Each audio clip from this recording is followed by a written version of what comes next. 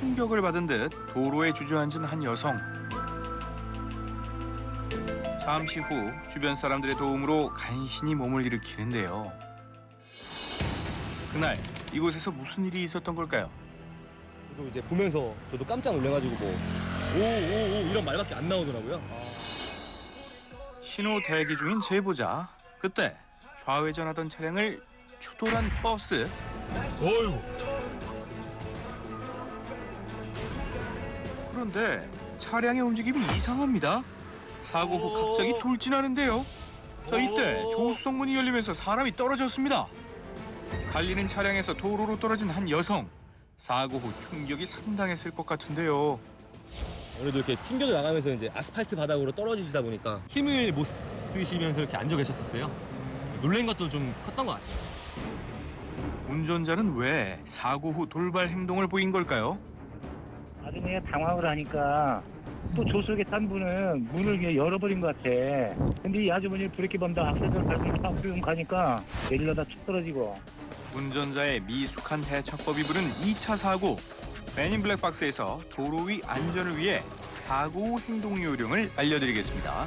주행을 하고 있는 조건이면 변속기가 드라이브 단에 가 있기 때문에 이 충격에 의해서 발을 떼게 되면 차가 나가게 되는 조건이 있습니다. 브레이크 페달을 일단은 밟아서 자동차를 정지시키는 것이 가장 맞고요. 주차 브레이크를 빨리 당겨놓고 주변을 빨리 살펴보고 드라이브에서 파킹, 이런 행동을 하는 것이 더 현명하고 올바르다고 봅니다. 안전을 지키는 대처법. 이것만 기억하면 2차 사고 충분히 예방할 수 있겠죠? 갑자기 굉음을 내며 돌진하는 택시 한 대. 급기야 펜스를 넘어 인도에 있는 신호 제어 장치를 받고 나서야 멈췄습니다. 그날 무슨 일이 있었던 걸까요? 자동 세차기에서 세차를 하고 나와서 물기를 닦으려고 차량을 세우려고 했다고 그러거든요. 그때 갑자기 제어할 수 없는 속도로 빠르게 급가속이 됐다, 차량이. 갑자기 차량이 빠르게 나아갔다는데요. 그날의 사고는 급발진 논란으로 이어졌습니다. 좀 더 자세히 알아보기 위해 사고 현장을 찾았습니다. 밖에 보면 신호도 박스 있잖아요. 네. 펜스 밀고 그거 막았다니까. 브레이크에 등이 안 돼. 한시 정도 세우는 거예요. 악셀레이터. 운전자가 가속 페달을 밟았다는 목격자들의 증언. 몇 주 뒤 사고의 진실이 밝혀졌습니다. 국가수에서는요, 브레이크 작동이 안 되고 가속 페달을 밟은 걸로 그렇게 이제 보여진다는 결론이 나왔죠. 이제 본인도 이제 인정을 해요. 결국 브레이크가 아닌 가속 페달을 밟아 발생한 사고였는데요. 언제 어디서나 운전대를 잡고 있을 때 방심하면 안 됩니다. 설레는 여행길이었습니다. 했었는데 그 펜션 도착하기 한 3분 전?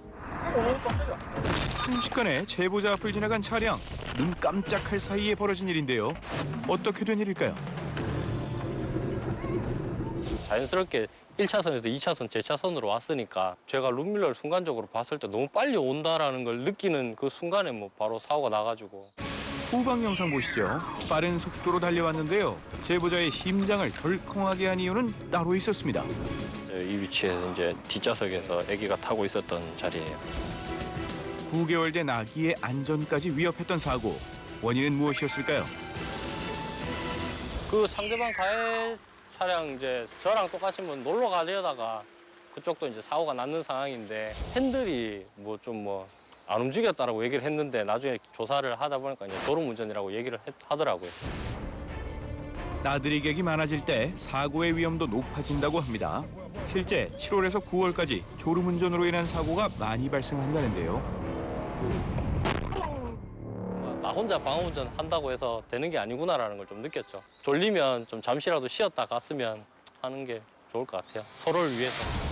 졸음 앞에 장사 없다고 하죠. 안전을 위해 졸릴 때는 쉬어가는 게 제일입니다. 형체를 알아볼 수 없을 정도로 파손된 차량. 대체 무슨 일이 있었던 걸까요? 제보자는 차량 점검을 위해 정비소로 향하던 길이었습니다. 방향 지시등을 켜고 갓길로 접어드는 순간 서서히 속도를 늦추던 그때 강한 소리와 함께 뒤에서 덤프 트럭이 달려왔는데요. 물 쏟아지더라고요. 유리 파편 같은 게 그래갖고 아 이게 사고구나. 어찌된 일인지 속도를 줄이지 않네요. 빠르게 제보자의 차를 추돌 했는데요. 왜 그랬을까요? 못 봤다고 얘기를 했고 앞에 보니까 바로 차가 있어가지고 브레이크를 늦게 밟았다고 얘기를 하더라고요. 사고의 충격이 가시기도 전에 난관에 부딪혔다는 제보자. 합의 같은 건 아무것도 안 된 상태고 그게 제일 답답합니다. 답답한 마음을 어떻게 풀 수 있을까요? 멈출 것 같은데. 협상 과정에서 의견 차이를 좁히지 못했을 때는 소송으로 어쩔 수 없이 진행을 해야 될 것으로 보이는데요. 이 사고의 비율은 어떻게 보시나요? 안전거리 확보 의무 위반 그리고 전방 주시 의무 위반의 과실이 있기 때문에 트럭 운전자의 과실이 100%라고 보여집니다. 안전거리 확보와 전방 주시는 운전자가 지켜야 할 의무입니다. 목격자를 찾는 제보를 시작으로 불법 유턴의 심각성을 취재해봤습니다. 김성월 씨 역시 피할 수 없는 사고를 당했다는데요.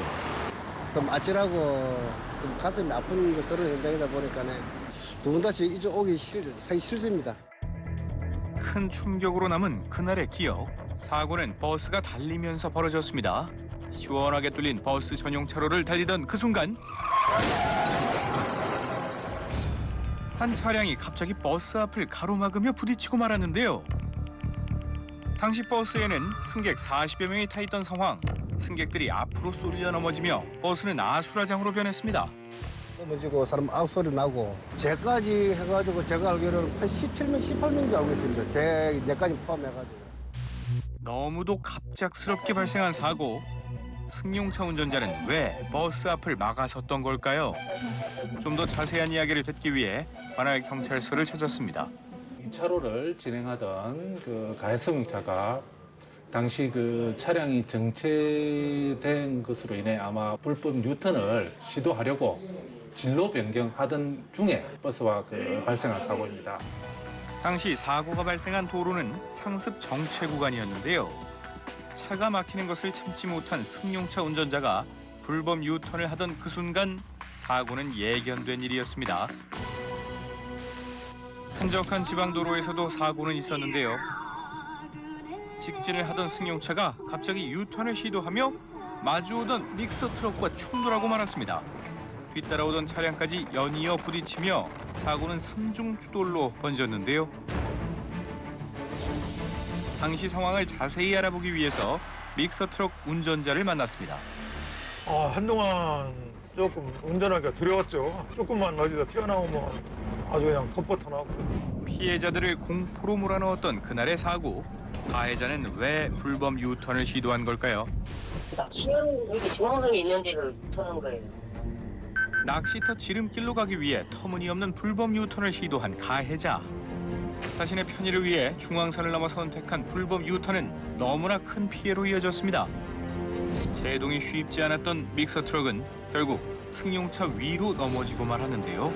사고 당시 현장은 위급함 그 자체였습니다.